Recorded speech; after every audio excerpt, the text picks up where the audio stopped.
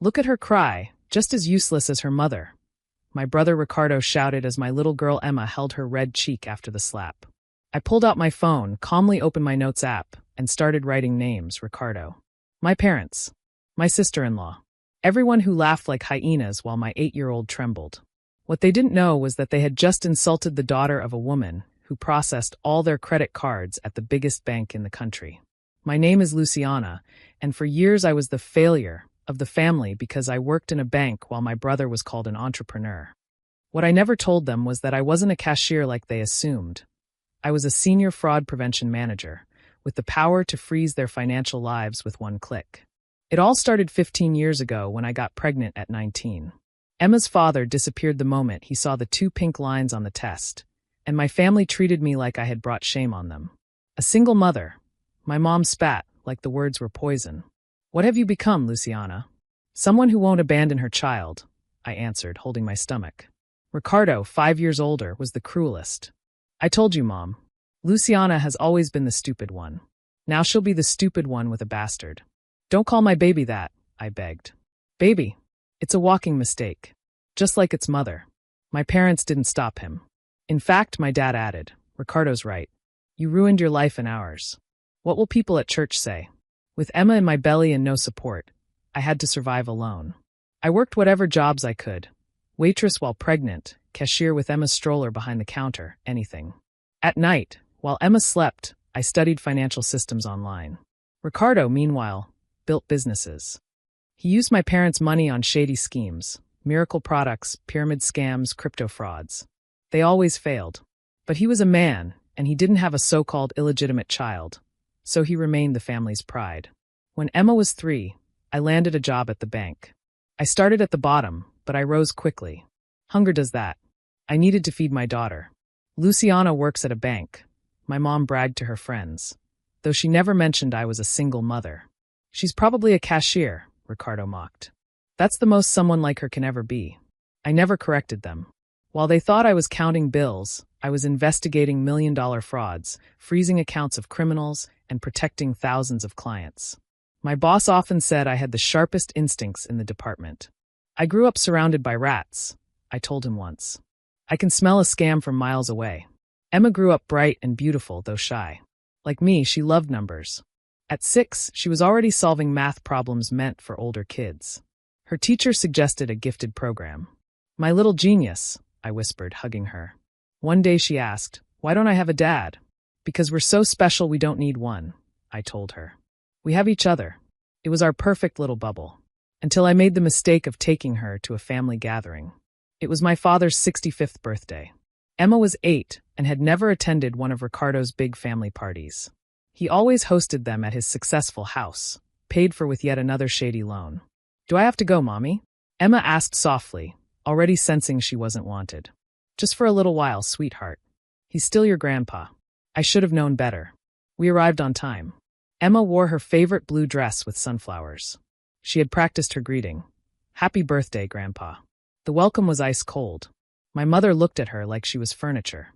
My father muttered a hello without glancing at her. Ricardo's kids avoided her like she was contagious. The little bastard came.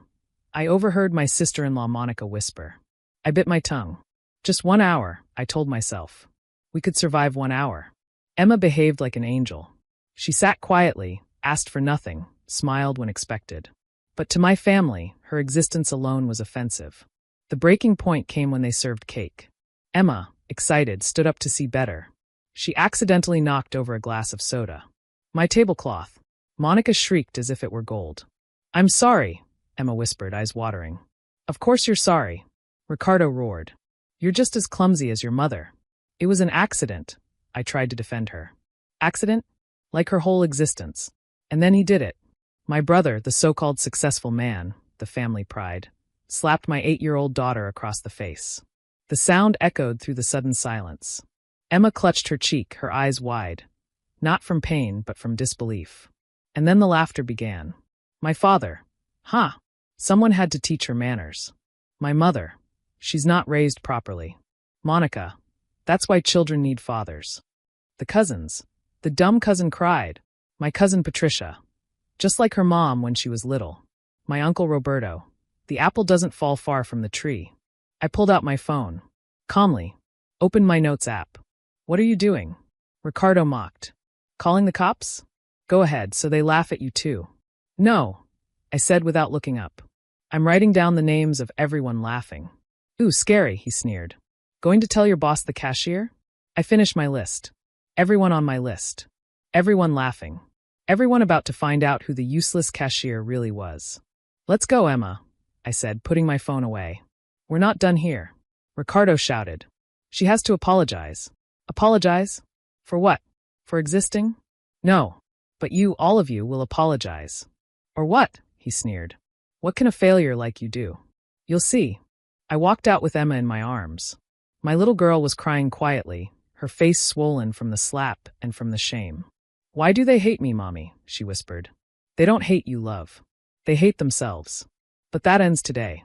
That night, after tucking Emma in with cold compresses and bedtime stories, I sat at my computer. It was Sunday, but I had 24/7 access. Perks of being a senior fraud prevention officer. I started with Ricardo. A quick search confirmed my suspicions. Overdrafts, minimum payments, suspicious transfers. His successful business was nothing but a house of cards. With my authority, I could mark his profile as high risk. Not illegal. My job was to protect the bank from dangerous clients. Click. Ricardo Sanchez, high risk. Credit lines frozen, pending investigation. Monica was easier. 3 credit cards maxed out. Spending patterns screaming possible fraud. Click. Monica Herrera, suspicious activity. Accounts blocked. My father had a business loan. But the business expenses were going straight to Ricardo's account. That deserved investigation. Click. Roberto Sanchez, possible fund diversion. Account under review. And so on, name by name. All legal.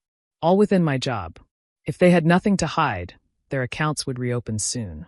But they all had plenty to hide. Monday was glorious. By noon, everyone who laughed at Emma discovered their financial lives were frozen.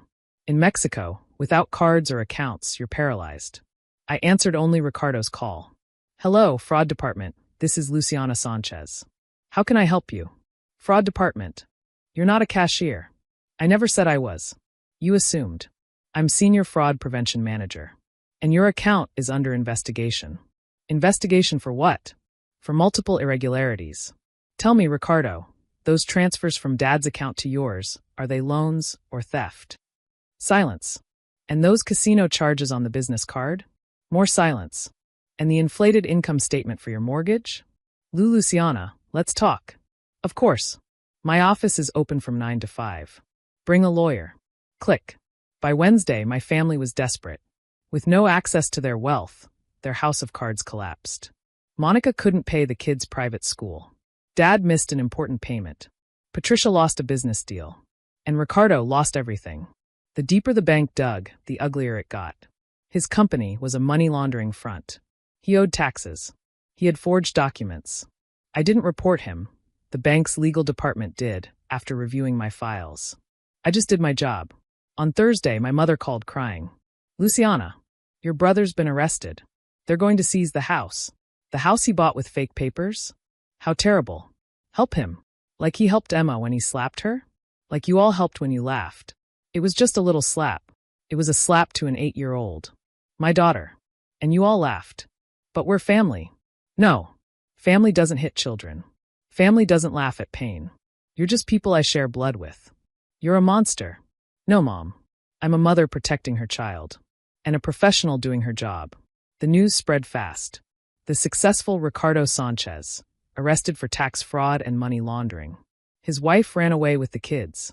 The house was seized. The cars repossessed. My father had to sell his business to cover debts Ricardo had dumped on him. My mother went back to work at 68. And me? I kept living. Emma started therapy. I told her sometimes the family you're born into is not the family you deserve. So it's just us two, she asked. Us against the world, my love. Like always. 6 months later, I was promoted to regional director. My boss said my handling of the Sanchez case was exemplary. A whole fraud network uncovered. You saved the bank millions. I was just doing my job. Must be hard though, they're your family. My family is Emma. The rest are just criminals I happen to know by name. A year later, A letter came from Ricardo in prison. He apologized, said he wanted to be a better uncle. I showed it to Emma, now thriving in the gifted program, happy healing. What do you think, love? Apologies don't erase slaps. I'd rather have no uncle than one who hits me. You're so wise. I learned from you, Mommy. To protect myself, even from family. We tore the letter up together. Today Ricardo is still in jail. My parents live in a rented apartment on a tiny pension. The others scrape by with ruined credit histories. Do I regret it? Every night, I kiss Emma's forehead in our beautiful, honestly bought home. Knowing she's safe. Knowing no one will ever hurt her again. No, I regret nothing. Because I learned the real family is not the one you're born into. It's the one you protect. And I would protect Emma against the whole world. Especially against those who dared to laugh while she cried. Turns out the useless cashier had the power to freeze more than credit cards. I froze their lives. And I'd do it again.